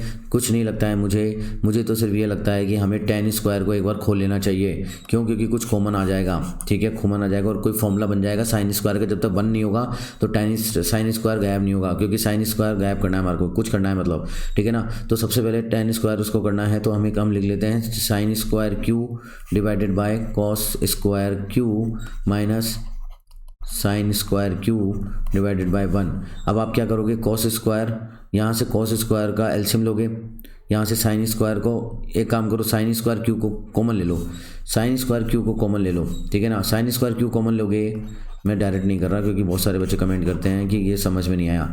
तो इससे साइन स्क्वायर क्यू तो कॉमन आ रहा है sir, sine square Q common आ रहा है, बिल्कुल साइन स्क्वायर क्यू कॉमन आ रहा है। तो अंदर क्या बच रहा है मेरे बच्चों, अंदर आपके बच रहा है 1 अपॉन, क्या बच रहा है, 1 अपॉन कॉस स्क्वायर, बिल्कुल sir 1 upon cos square Q minus के 1, क्योंकि साइन स्क्वायर कॉमन आ गया तो 1 अपॉन 1 बच रहा है ना सर, बिल्कुल। अब एक बात बताओ, इसमें मैं एलसीएम लूँगा, इसमें ये तो बता दो, इसमें मैं एलसीएम लूँगा कॉस स्क्वायर क्यू, एलसीएम लूँगा तो 1 माइनस के कॉस स्क्वायर आ जाएगा इधर, और इधर चला जाएगा साइन स्क्वायर। तो अगली स्टेप में लिख सकता हूँ 4 root sine square q divided by cos square q लिख सकता हूँ। क्यों? क्योंकि एलसीएम लूँगा तो उसका वो क्यू हो गया, और यहाँ पर चला गया है 1 minus cos square, direct multiply कर दिया, 1 minus cos square q, 1 minus cos square q, इस तरीके से हो गया है।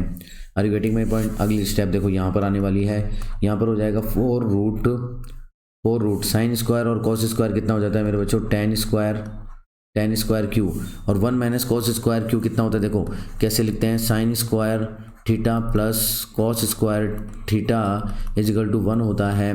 तो मेरे को एक बात बताओ कि 1 माइनस कॉस स्क्वायर क्यू कितना हो जाएगा, साइन स्क्वायर थीटा, यानी कि sine square q is equal to कितना हो जाएगा, 1 माइनस के कॉस स्क्वायर क्यू, ये होने वाला है ना 1 माइनस के, तो साइन स्क्वायर क्यू लिख सकता हूँ इसकी जगह, बिल्कुल लिख सकते हो सर, इंटू कितना लिख सकते हैं हम, साइन स्क्वायर क्यू लिख सकते हैं। अब ये दोनों स्क्वायर में है तो इनका स्क्वायर हट जाएगा, तो क्या आ जाएगा 4 into tan Q into sine Q आ जाएगा। ये थोड़ा सा हैंग हो गया है, वो देखते हैं, tan Q into sine Q आ जाएगा ये, ठीक है, tan Q into sine Q हो जाएगा। और हम देख रहे हैं कि ये क्या है मेरे बच्चों, RHS है, ये भी RHS है, और वो उधर से उससे पहले वाला क्या था मेरे बच्चों, कहाँ था हमारा 4 tan क्यू साइन क्यू, यहाँ इसको चेंज नहीं करना था, मैंने चेंज कर लिया था, लेकिन हमारा 4 tan क्यू और साइन क्यू यहीं पे छोड़ना था। और हमारा LHS क्या था मेरे बच्चों, LHS था हमारा 4 tan क्यू और साइन क्यू, और हमारा RHS भी कितना है मेरे बच्चों, हमारा RHS भी है 4 tan क्यू और साइन क्यू, क्या है 4 sin क्यू और tan क्यू। तो हम कह सकते हैं कि LHS बराबर क्या आ गया है, RHS आ चुका है, यानी कि क्या हो गया है, हैंस प्रूव्ड। हमें क्या है, ये हैंस प्रूव्ड लिखने में बड़ा मज़ा आता था, और गर्व से लिख के आते थे हैंस प्रूव्ड, इस तरीके से मज़ा आता था इसमें। तो आई होप कि आपको समझ में आ गया, सिंपल कैलकुलेशन थी और ये करने का तरीका आपको पता चल गया। फॉर्मूला खोलना था, यानी a square minus b square का फॉर्मूला, या a प्लस बी और a माइनस बी का फॉर्मूला आपको पता होना चाहिए था, बस यही था इसके अंदर, और कुछ नहीं था ज़्यादा। चलते हैं नेक्स्ट क्वेश्चन की तरफ, फटाफट आ जाओ। तो बच्चों नेक्स्ट क्वेश्चन आपका बहुत ही फेवरेट क्वेश्चन है, जो कि आपके मतलब ट्रिग्नोमेट्री, एप्लीकेशन ऑफ ट्रिग्नोमेट्री से आया है, बट इसको समझना बहुत ज़रूरी है। समझ लेते हैं, उसके बाद में कोई दिक्कत नहीं है, फिर समझ के जो डायग्राम बन जाएगा, फिर उसके बाद तो कैलकुलेशन है। देखते हैं क्या कह रहा है। ये बोल रहा है द एंगल ऑफ एलिवेशन, एक एंगल ऑफ एलिवेशन है of the top of A building, building के टॉप्स का एक एलिवेशन हमारे को दे रखा है। कहाँ से है? From the foot of A tower, एक टावर है, एक उसके बगल में कोई टावर है, उसके फुट से उसके टॉप का एलिवेशन दे रखा है हमारे को कितना? 30 डिग्री दे रखा है। बिल्डिंग का एलिवेशन दे रखा है ये टॉप का, ठीक है चलो। और and the angle of elevation, एक और एंगल ऑफ एलिवेशन हमारे को दे रखा है, और ये एंगल ऑफ एलिवेशन किसका है? ये top of the tower, top of the tower जो होता है ना मेरे बच्चों, top of the tower from the foot of the building, यानी कि अब जो टॉप ऑफ द टावर का है, कहाँ से? Foot of the building, building के फुट से है, वो कितना है? 60 डिग्री है। तो सीधी सी बात है, दो ट्रायंगल बनने वाले हैं। ओके, तो इफ द टावर की हाइट हमारे को दे रखी है, तो हाइट ऑफ बिल्डिंग मांगी है। बहुत ईजी है, चलो बना के देखते हैं। सबसे पहले चलो सबसे पहले बना देते हैं टावर, और वो बनाते हैं, ठीक है ना। पहले बेस बना देता हूँ मैं, नीचे का एक ग्राउंड लेवल का बेस बना देता हूँ। ये ग्राउंड लेवल का बेस बना दिया मैंने। अब मैं एक टावर खड़ा कर देता हूँ। और आपको इसमें कैच क्या है मेरे बच्चों? इसमें कैच ये है कि जो टावर है ना, टावर की हाइट आपको बड़ी लेनी है। थोड़ा सा एग्जामिनर को भी लगना चाहिए कि बंदे में कॉमन सेंस था। तो टावर की हाइट हमने ज़्यादा ले ली। फिर उसके बाद में हम क्या करेंगे बच्चों, जो बिल्डिंग की हाइट है थोड़ी छोटी होती है टावर से, तो ये हमने बिल्डिंग की हाइट थोड़ी छोटी रख ली है। बस इतनी सी बात ध्यान रखेंगे। चलो आगे बढ़ते हैं नेक्स्ट। ओके, अब ये बोल रहा है, अब क्या बोल रहा है मेरी बात सुनो।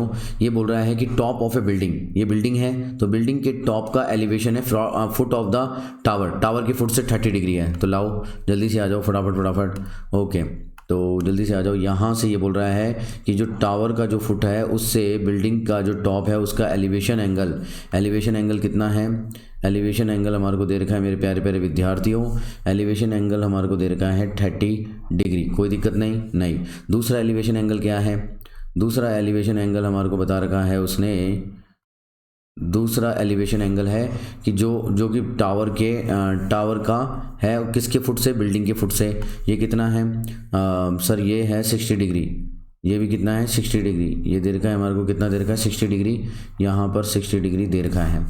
Okay, are you getting my point? Okay, तो ये बोल रहा है कि टावर की हाइट कितनी है बच्चों? टावर की हाइट इतनी 50 मीटर बोली है ना। और इसने बोला है कि हाइट ऑफ द बिल्डिंग याद करनी है, यानी कि मान लेते हैं x है, बिल्डिंग की हाइट कितनी मान लेते हैं? x है।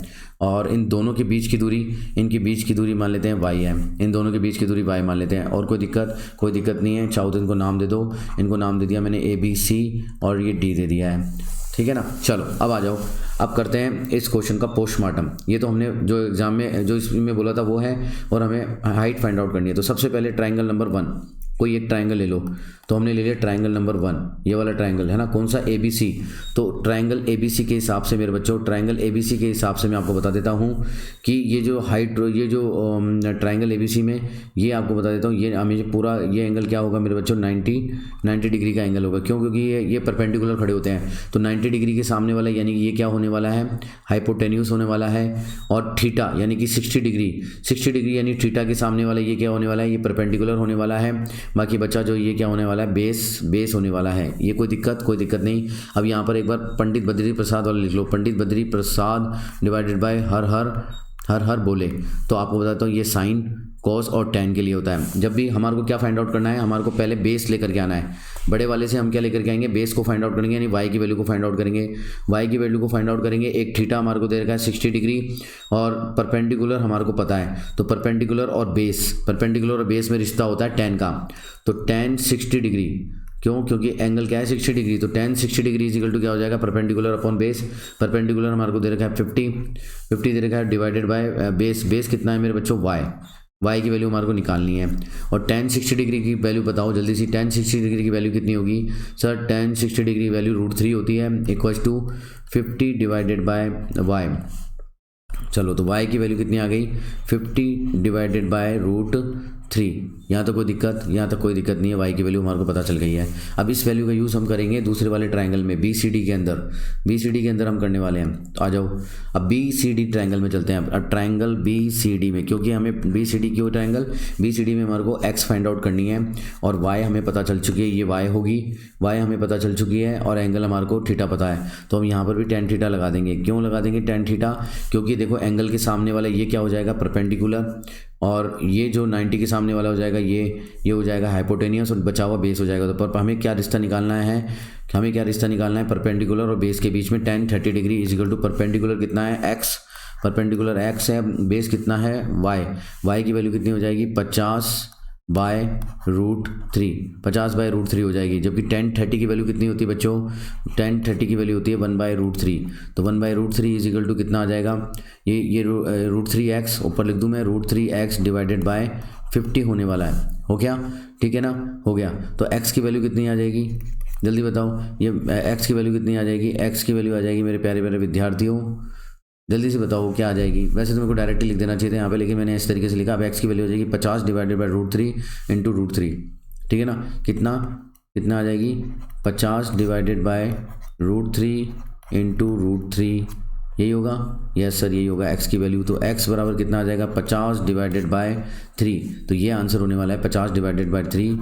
कितना है, सेंटीमीटर में है, काय में है, ये सर मीटर में है। तो ये मीटर में हाइट हो जाएगी, ये किसकी हाइट हो जाएगी, ये बिल्डिंग की हाइट हो जाएगी। तो लिखना पड़ेगा आपको height of the building is 50/3 metre answer होगा। आई होप कि आप सभी को ये क्वेश्चन समझ में आया होगा। आंसर चेक कर लेना सही है गलत है, लेकिन अप्रोच ये रहने वाली है। तो बहुत ईजी क्वेश्चन था। तो नीचे एक बार थम्स अप नहीं दिया है, लाइक नहीं किया है तो एक बार लाइक कर दो, और अगर चैनल पर नए हो तो सब्सक्राइब कर लो, मज़ा आने वाला है, गुड फैमिली हैं हम, ठीक है ना। तो चलो आगे बढ़ते हैं नेक्स्ट क्वेश्चन की तरफ। चलो ओके आ जाओ। तो बच्चों नेक्स्ट क्वेश्चन पढ़ते हैं, बड़ा केयरफुली, बहुत अच्छा क्वेश्चन है, कंसेप्चुअल क्वेश्चन है, इजी क्वेश्चन है। तो चलो जल्दी से पढ़ते हैं। एक सर्किल इंस्क्राइब्ड है किसी एक ट्रायंगल के अंदर जो कि दिख रहा है हमारे को, उसकी साइड क्या क्या है, 8 सेंटीमीटर, 10 सेंटीमीटर, 12 सेंटीमीटर। इस ट्रायंगल की ABC की साइड्स दे रखी हैं, और वो बोल रहा है कि हमारे को फाइंड आउट करो AD, BE और CF को फाइंड आउट करो। तो बच्चों देखो क्या फाइंड आउट करना है हमारे को, AD मतलब एक ये वाली फाइंड आउट करनी है, BE का मतलब एक ये वाली फाइंड आउट करनी है, और CF का मतलब बच्चों एक ये वाली फाइंड आउट करनी है। जबकि हमारे को कह रहा है कि ABC की जो साइड्स हैं वो दे रखी है इसने 8, 10 और 12, कोई सी भी ले लो। मान लेते हैं ये 8 है, मान लेते हैं इस बच्चों ये AC जो है वो 8 है, AB जो है मेरे बच्चों, मेरे प्यारे प्यारे विद्यार्थियों, ये 10 है, ओके कम ऑन। और जो BC है मेरे बच्चों, BC कितनी है 12 है, BC कितनी है, ये 12 सेंटीमीटर है, BC कितनी है 12 सेंटीमीटर है, ये ले लेते हैं हम, ये मान लिया हमने, ओके। अब देखो सॉल्व करो, यहाँ पर कुछ नहीं करना है, आपको मैं बता देता हूँ। यहाँ पर आपके टेंजेंट जो आउटर पॉइंट से सर्किल पर जो टेंजेंट खींचे जाते हैं उनकी जो लेंथ होती है वो बराबर होती है, सिर्फ ये कंसेप्ट लगने वाला है, ठीक है ना, ये कंसेप्ट लगने वाला है। तो मेरे को एक बात बताओ कि जो AD है, माना अब हमें क्या निकालना है, देखो अब हम मैथमेटिकली बात करते हैं, थ्योरेटिकली नहीं। चलो सबसे पहले हम क्या करेंगे, AD निकालना है। तो माना कि हमने AD इज इक्वल टू कितना है x है, और हमारे को क्या निकालना है मेरे बच्चों, BE निकालना है। कि माना BE इज इक्वल टू कितना है, let's suppose BE is equal to y है, और हमें क्या निकालना है CF। तो माना CF इज इक्वल टू कितना है, माना CF इज इक्वल टू हमारा है Z है। तो चलो बहुत बढ़िया है। तो अब मेरे को एक बात बताओ, जब हमने AD को x मान लिया है, मान लो AD को हमने x मान लिया है, तो मेरे को एक बात बताओ, ये AF जो होगी वो x होगी कि नहीं होगी, होगी सर, बिल्कुल ठीक है। अब ऐसे ही बताओ, जो BE को मैंने y मान लिया है, BE क्या है, BE ये y है, तो इस आउटर पॉइंट से ये भी तो टेंजेंट है, तो BD क्या होगा मेरे बच्चों, BD क्या होगा, BD भी y होगा और BE भी y हो गया, कोई दिक्कत नहीं है। और CF is equal to Z माना है मैंने, CF is equal to Z माना है, तो ये बताओ, ये आउटर पॉइंट है, इससे एक टेंजेंट ये Z है, तो ये भी Z होगा कि नहीं होगा। आउटर पॉइंट से जो सर्किल पर जो दो टेंजेंट खींचे जाते हैं उनकी लेंथ हमेशा इक्वल होती है, उस हिसाब से ये Z हो गया, ये XX हो गया और ये YY हो गया। कोई दिक्कत नहीं है, कोई दिक्कत नहीं है सर, ठीक है। तो अब मुझे जल्दी से बता दो कि ये जो AB है, अब ये देखो, अब इसका लगाओ, पूरे का फॉर्मूला लगाओ, ये AB किसके बराबर होगा, मैं लिख देता हूँ यहाँ पर, है ना, पॉइंट चेंज कर लेता हूँ। अब मेरे को जल्दी से बताओ यहाँ पर क्या कंसेप्ट नज़र आ रहा है sir, AB is equal to, जो ये AB है, ये पूरा AB जो है वो किसके बराबर होगा, AD प्लस किसके, जल्दी बताओ किसके बराबर होगा। ये अगर ये पूरा 10 है तो ये x दे रखा है, ये x plus y is equal to 10 होगा कि नहीं होगा। AD प्लस BD यानी किसके बराबर होगा मेरे बच्चों, AD प्लस BD के बराबर होगा। हाँ सर, AD प्लस BD के बराबर होगा। तो AB की वैल्यू हमारे को 10 दे रखी है, तो 10 is equal to x plus y होने वाला है, 10 equal to x plus y हो जाएगा, ठीक है ना। ये हैंग हो गया, अभी चालू हो जाएगा, 1 सेकंड का पॉज लेंगे। तो 10 equal to x plus y हो गया, तो यानी कि 1 हो गया, ठीक है ना। और इसी तरीके से हम ये देख सकते हैं कि 12 इक्वल टू कितना हो जाएगा बच्चों, 12 यानी कि बी सी इक्वल टू कितना हो जाएगा, बी सी इक्वल टू हो जाएगा जेड प्लस वाई, तो ये हो जाएगा जेड प्लस वाई, ये सेकंड इक्वेशन हो गई, कोई दिक्कत नहीं है।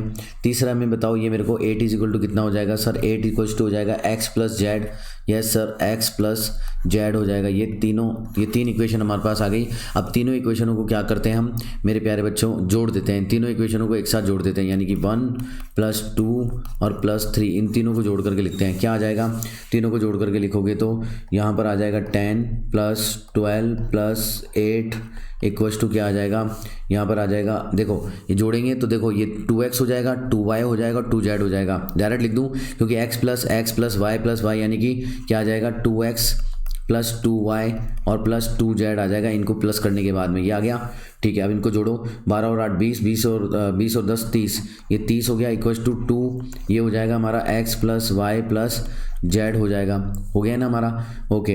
तो हमारी आ जाएगी x + y + z equals to कितना आ जाएगा बच्चों, 15 आ जाएगा।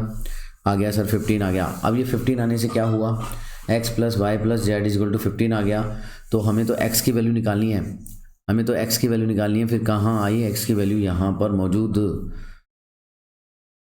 कहाँ पर आई तो मेरे बच्चों, कहाँ पर क्या आई, यहाँ पर एक काम करो ना, x + y देखो निकालनी है तो x + y हमारे को कितना दे रखा है, तो फ्रॉम इक्वेशन 1 लिखो, फ्रॉम इक्वेशन 1 से हम x + y की वैल्यू पुट करते हैं 10, तो यहाँ पर 10 की वैल्यू पुट करोगे प्लस z हो जाएगा इक्वल्स टू कितना आ जाएगा 15, ये z है, z इक्वल्स टू 15 आ जाएगा, यानी कितना आ जाएगा, z इक्वल टू कितना आ जाएगा, z इक्वल्स टू आ जाएगा माइनस के 10 उधर गया 5, तो z इक्वल्स टू 5 आ गया बच्चों, z की वैल्यू 5 आ गई। अब z की वैल्यू यहाँ पर किस कहीं भी रख दो, यहाँ पर रख देते हैं, मान लेते हैं यहाँ पर रख दी मैंने z की वैल्यू 5, यानी कि इक्वेशन नंबर 2, कौन सी इक्वेशन नंबर आ गई बच्चों, चलो पेन चेंज करके हम यहीं कर दूँ, तो इक्वेशन नंबर 2 से, फ्रॉम इक्वेशन नंबर 2 से क्या आ जाएगा, फ्रॉम इक्वेशन नंबर 2 से आ जाएगा मेरे बच्चों 12 इक्वल्स टू z की वैल्यू कितनी है 5 + y, तो y कितना आ जाएगा मेरे प्यारे विद्यार्थियों, तो y आ जाएगा मेरे बच्चों -5 उतर गया, y इक्वल टू 7 आ जाएगा। आ गया क्या, आ गया कि नहीं आ गया, 7 आ गया, y 7 आ गया, z 5 आ गया। तो x की वैल्यू कहीं से भी निकाल लो।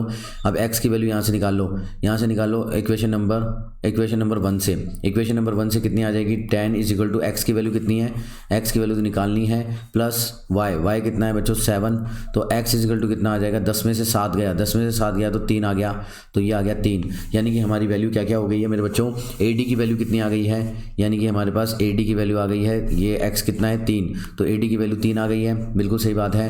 हमारे पास BE की वैल्यू कितनी आ गई, BE इक्वल टू y है, तो BE की वैल्यू, तो BE की वैल्यू कितनी आ गई है मेरे बच्चों 7, और CF की वैल्यू कितनी आ गई है, CF is equal to z के बराबर है, तो 5 आ गई है, आ गई है कि नहीं आ गई है, बिल्कुल आ गई है सर, ओके। तो इस तरीके से हमारा आंसर होने वाला है। हो सकता है आपकी AD, BE और CF की वैल्यू अलग अलग आए, उससे कोई फर्क नहीं पड़ता, ये वैल्यू एक जैसी आनी चाहिए, 3, 7 और 5, देखो बिल्कुल सही बात है ना, बिल्कुल सही बात है। अब देखो x की वैल्यू एक बार देखो, इसको वेरिफिकेशन भी कैसे करेंगे, इसको वेरीफाई भी करके देख सकते हैं। वेरीफाई कैसे, देखो AD is equal to 3, AD is equal to 3, यहाँ पर 3 पुट करो, है ना, यहाँ पे BE is equal to 7, BE का है BE इज इक्वल टू 7, और यहाँ पर CF is equal to 5, CF is equal to 5, अगर ये 3 है तो ये भी 3 ही होगी, और देखो 5 और 3 8 को जोड़ो, 5 और 3 8, तो ये 8 ही आएगा, तो यानी कि हमारा आंसर सही है। तो इसको वेरीफाई भी कर सकते हैं, यहाँ पर वैल्यू भी पुट करके दे सकते हैं। आई होप कि आपको समझ में आ गया होगा, ये कोई ज़्यादा इसमें रॉकेट साइंस नहीं थी, कैलकुलेशन करनी थी और वैल्यू पुट करके मान निकालना था, तो वेरी ईजी। चलते हैं नेक्स्ट क्वेश्चन की तरफ। अगर समझ में आ रहा है और अच्छा लग रहा है वीडियो और इसी तरीके और सैम्पल पेपर बनाने हैं तो प्लीज़ आपके वैल्यूएबल कमेंट्स नीचे दीजिएगा, और चैनल पर नए हो तो एक बार सब्सक्राइब कर लो और लाइक ज़रूर कर दिया करो, इससे मोटिवेशन मिलता है मेरे बच्चों। चलो ठीक है, और चलते हैं नेक्स्ट क्वेश्चन की तरफ, फटाफट आ जाओ। तो बच्चों एक और धांसू क्वेश्चन हमारे सामने आया है, लास्ट क्वेश्चन ये करेंगे, बाकी के जो बचे हुए क्वेश्चन हैं अगले सेशन में मैं लेकर के आऊँगा। केस बेस्ड स्टडी क्वेश्चन है और 2 क्वेश्चन और बचेंगे, वो करेंगे। अभी टाइम ज़्यादा हो गया, टाइम नहीं है मेरे पास, तो एक बार ये क्वेश्चन करते हैं, लास्ट क्वेश्चन है और शानदार क्वेश्चन है, इसको एक बार ढंग से कर लो। देखो AP का क्वेश्चन है, कैसे करते हैं एक बार स्टेप बाय स्टेप करते हैं। The 6th term of an AP, ये बोल रहा है कि 6 टर्म AP की 6 टर्म है एक, ठीक है ना, और इस 5 टाइम द फर्स्ट टर्म क्या है, ये कह रहा है कि एक AP सीरीज है, उसकी कोई एक 6 टर्म है, वो 5 टाइम है किसके, फर्स्ट टर्म के। तो मान लेते हैं कि उसकी फर्स्ट टर्म कितनी है, फर्स्ट टर्म A है है ना, और 6 टर्म क्या है, A6 है। तो फर्स्ट कंडीशन क्या कह रही है कि जो ये A6 है यानी कि 6 टर्म जो है वो 5 टाइम्स ऑफ फर्स्ट टर्म के हैं, यानी कि 5A हो गया। यहाँ तक कोई दिक्कत नहीं, पेन चेंज कर लेते हैं एक बार, ठीक है ना। चलो तो A6 को हम कैसे लिख सकते हैं, A plus n minus one into D. तो फर्स्ट टर्म क्या है हमारी A, तो A plus n minus one यानी कि 6 यानी कि 5 इंटू डी। डी क्या है हमारा डिफरेंस है, इज इक्वल टू 5A आ गया।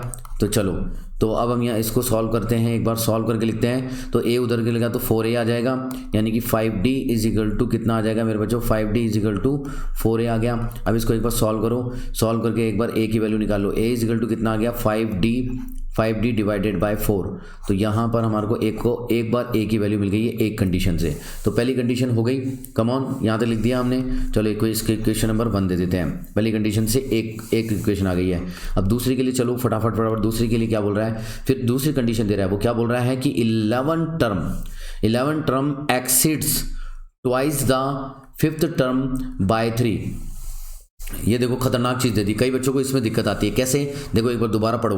11 टर्म एक्सीड्स का मतलब होता है कि 11 टर्म ज्यादा है। कितनी ज्यादा है मेरे बच्चों, ट्वाइस द 5th टर्म। अगर 5th टर्म को का ट्वाइस कर दें, 5th टर्म का ट्वाइस कर दें और बाय 3, और उसमें कितना जोड़ दें, 3 जोड़ दें, और उसमें कितना जोड़ दें, 3 जोड़ दें, तब जाकर के हमारे को 11 टर्म मिलती है। तो वो क्या कह रहा है कि A11 है हमारे को, और एक हमारे को 5th टर्म की बात कर रहा है, A5 है एक टर्म। तो चलो इसका एक रिलेशन बनाते हैं। तो सेकंड कंडीशन क्या कहती है मेरे बच्चों, सेकंड कंडीशन कहती है कि 11 टर्म ज़्यादा है।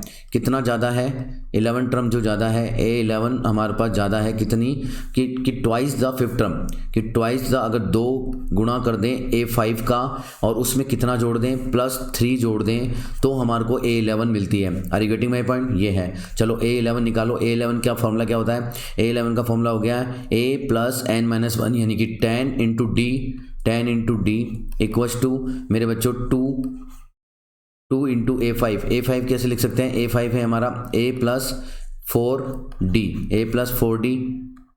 प्लस 3। कोई दिक्कत, अब इसको एक बार सिंप्लीफाई करो। सिंप्लीफाई करते हैं तो एक बात बताओ कि इसको खोलो, A plus 10D equals to 2A plus 4 दूनी 8D 8D प्लस 3।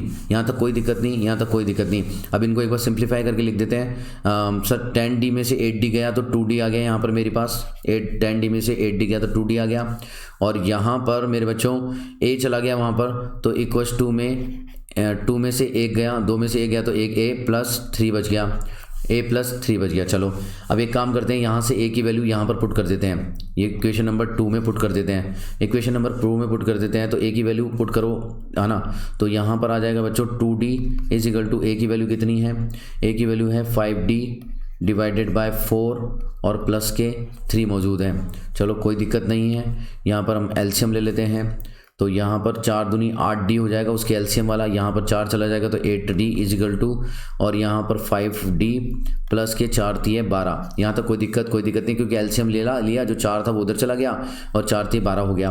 तो 8D में से 5D गया तो बच्चों कितना आ जाएगा, 3D इज इक्वल टू 12 हो जाएगा, यानी कि D इज इक्वल टू कितना हो जाएगा, 3 चौक 12 यानी कि 4। तो D की वैल्यू 4 फाइंड आउट हो गई हमारे को। बिल्कुल सर, D की वैल्यू 4 फाइंड आउट हो गई। तो एक काम करो, D की वैल्यू को यहाँ पर पुट कर दो 1 में पुट करा तो A की वैल्यू आ जाएगी। A इज इक्वल टू कितना हो गया, A इज इक्वल टू हो गया 5 चौक 20 डिवाइडेड बाय 4। अगर D की वैल्यू 4 पुट करते हैं 20 डिवाइडेड बाय 4, तो ये कितना आ जाएगा 5, यानी कि A इज इक्वल टू कितना आ जाएगा 5 और D इज इक्वल टू कितना हो गया 4। और आपसे आगे क्या पूछ रहा है क्वेश्चन में, देखो आगे क्या पूछ रहा है, बस यही करना होता है। आगे क्या पूछ रहा है, बोले फाइंड 8th टर्म, 8 टर्म बताओ AP की। और 8 टर्म बताने के लिए, यानी कि कोई सी भी टर्म बताने के लिए, या तो आपको फर्स्ट टर्म पता होनी चाहिए, फर्स्ट टर्म हमारे को पता है, और उसका डिफरेंस पता होना चाहिए, डिफरेंस हमारे को पता है, बस उसके बाद में कोई दिक्कत नहीं, फॉर्मूला लगाओ और आंसर आ जाएगा। या तो आप निकाल के दे दो, मैं निकाल के दे देता हूँ। चलो मैं बाद में कुछ बच्चे बोलते हैं कि सर पूरा नहीं कराया। तो 8 इज इक्वल टू कितना हो जाएगा मेरे बच्चों, वाइट में ले लेता हूँ। A8 इज इक्वल टू हो जाएगा A plus n minus D into T, यानी कि 7D हो जाएगा। तो चलो A की वैल्यू कितनी है, 5 है, तो 5 प्लस 7 इंटू D की वैल्यू कितनी हो गई 4। तो 7 चौक 28 और 5, 8 और 5 13, यानी कि 33। तो क्या आ जाएगा मेरे बच्चों, A8 की वैल्यू कितनी आ जाएगी, 33 आ जाएगी, और यही हमारा डिज़ायर आंसर है। आई होप कि आपको समझ में आया होगा। बहुत अच्छे से समझाने की मैंने कोशिश करी है, फिर भी मुझसे कोई गलती हो जाए तो एक बार माफ़ कर देना। लेकिन एक बार अगर नए हो सेशन में, मतलब देख रहे हो, पहली बार आए हो, मेरे चैनल पे जुड़े हो और ये फैमिली है आपकी अब सभी की, तो एक बार चैनल को नीचे सब्सक्राइब कर दो, लाल बटन है उसको दबा लो, और हमारे को बिल्कुल अच्छा लगेगा। और नीचे एक बार कमेंट करके भी बताना, कोई कमी हो तो बताना, अच्छा ही है तो बताना, तो इसको कंटिन्यू करेंगे। नेक्स्ट पार्ट आ जाएगा, नेक्स्ट पार्ट में हम क्या करेंगे, इसके बच्चे हुए क्वेश्चन जो कि केस बेस्ड स्टडी क्वेश्चन है वो हम लेकर के आने वाले हैं नेक्स्ट पार्ट में। तो चलो अभी के लिए जय हिंद, जय भारत, वंदे मातरम।